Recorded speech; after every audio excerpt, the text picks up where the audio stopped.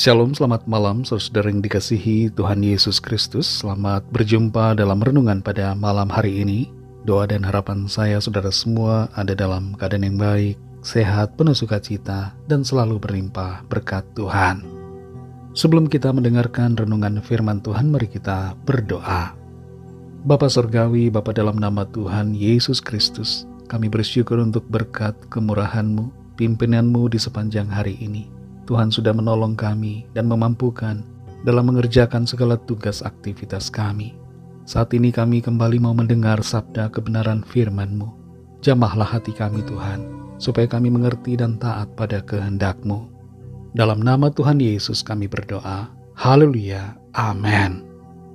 Saudara yang dikasihi Tuhan, ayat renungan kita pada saat ini terdapat dalam 1 Raja-Raja pasal 17 ayat 5 sampai ayat yang ke-6.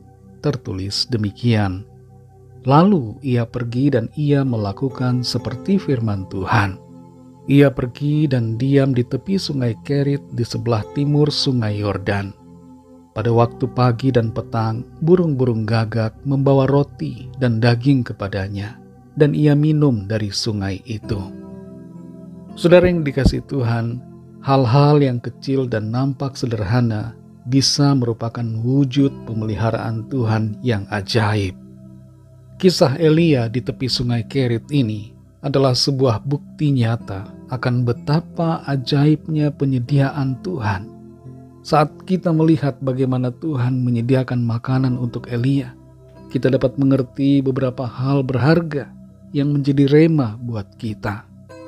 Yang pertama, Tuhan memberikan petunjuk untuk kita agar kita mengerti apa yang harus kita lakukan. Ketika kekeringan melanda, Elia tunduk pada firman Tuhan. Ia pergi ke tempat yang diarahkan Tuhan, yaitu sebuah sungai kecil bernama Kerit di sebelah timur sungai Yordan. Dalam hidup ini, saudara, kita hendaknya mempercayai Tuhan sebagai penguasa atas segalanya, yang tahu apa yang terbaik buat kita. Sungai Kerit berbicara tentang tempat di mana Tuhan menghendaki kita berada untuk mengalami pemeliharaannya.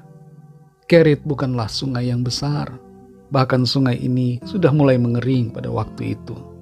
Bukan tempat yang bisa diandalkan, tapi disitulah Elia mengalami pemeliharaan Tuhan yang sungguh luar biasa. Yang kedua, penyediaannya ajaib. Seringkali cara Tuhan memelihara kita tidak sama dengan metode dan pemikiran kita. Namun yang pasti, saudara, cara Tuhan itu begitu kreatif dan ajaib. Seringkali out of the box, di luar cara kita berpikir dan di luar dari cara-cara yang umum. Dalam ayat ini kita membaca bahwa burung-burung gagak dipakai Tuhan untuk membawa roti dan daging bagi Elia setiap hari. Tidak ada orang yang mengajari burung gagak itu untuk membawa makanan, tapi burung-burung gagak tersebut mengerti kehendak Tuhan dan pergi kepada Elia. Burung saja bisa patuh pada perintah Tuhan.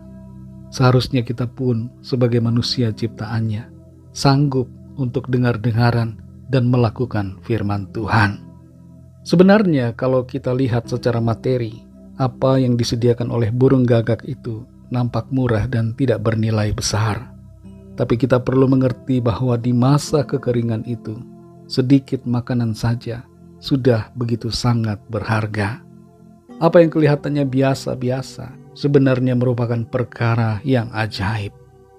Yang ketiga, waktu Tuhan sangat tepat. Kita perhatikan roti dan daging yang dibawa oleh burung-burung gagak datang pada waktu pagi dan petang. Hal ini menunjukkan bahwa Tuhan tahu kapan waktu yang tepat untuk memberikan penyediaannya dalam hidup kita. Tuhan tahu apa yang kita perlukan. Tuhan dapat merasakan pergumulan kita, dan Dia menyediakan semua tepat pada waktunya. Saudara yang dikasihi Tuhan, apakah saat ini ada di antara kita yang sedang bingung dari mana datang pertolongan? Kita perlu menyadari bahwa Tuhan selalu menjadi sumber pertolongan dan jawaban buat kita. Dalam situasi di mana semuanya kelihatan mustahil, Di situ Tuhan sanggup bekerja dan menyatakan kuasa-Nya. Tuhan sanggup menyediakan apa yang kita butuhkan. Penyediaannya bisa datang dari tempat yang paling tidak terduga, dari hal-hal yang tidak terpikir oleh kita, seperti halnya burung gagak dalam ayat ini. Mari jangan bergantung pada diri kita sendiri atau pada pikiran kita dan pada apapun juga, tapi bergantunglah sepenuhnya kepada Tuhan.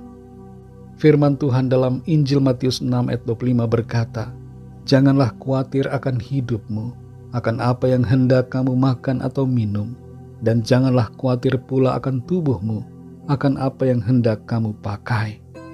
Mari jalani hidup ini dengan iman percaya bahwa Tuhan selalu memelihara.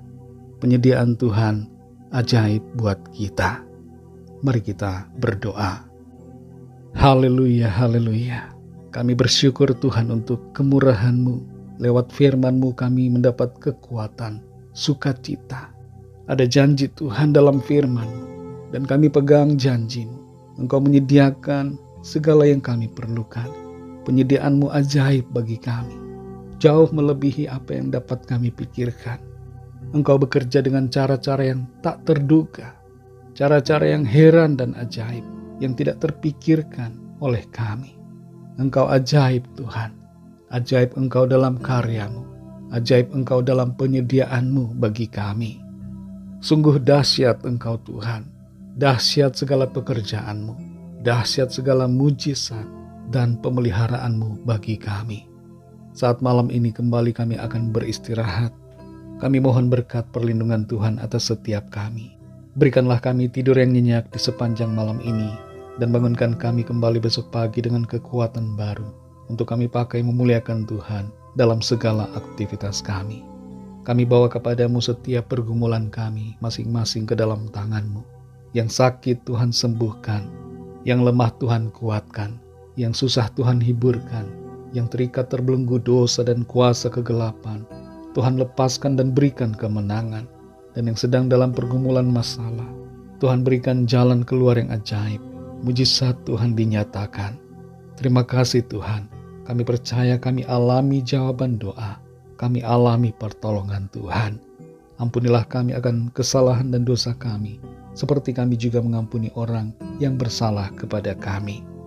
Berkatilah bangsa dan negara kami Indonesia, dan juga semua bangsa negara di dunia ini. Lawatlah ya Tuhan dengan kasih-Mu, dengan roh-Mu, sehingga setiap orang dari segala bangsa terbuka mata rohaninya dan mengenal Engkau sebagai Tuhan dan Juru Selamat, percaya kepadamu, dan terima anugerah keselamatan. Terima kasih Tuhan, dalam nama-Mu yang kudus, nama Tuhan Yesus Kristus, kami sudah berdoa dan mengucap syukur. Haleluya. Terimalah berkat Tuhan. Tuhan memberkati engkau dan melindungi engkau. Tuhan menyinari engkau dengan wajah-Nya dan memberikan kasih karunia. Tuhan menghadapkan wajah-Nya kepadamu dan memberikan damai sejahtera. Berkat anugerah dari Bapa Surgawi, kasih karunia dari Tuhan Yesus Kristus, dalam persekutuan dan penghiburan Roh Kudus, menyertai kita semua sekarang ini dan sampai selama-lamanya. Dalam berkat nama Tuhan Yesus Kristus. Haleluya. Amin. Puji Tuhan, saudara yang dikasihi Tuhan, saya percaya firman Tuhan menjadi berkat dan kekuatan buat saudara semua. Dan Roh Kudus akan menolong saudara untuk lebih lagi memahami kebenaran firman Tuhan. Tuhan Yesus memberkati saudara semua. Sampai jumpa dalam renungan yang berikutnya. Haleluya.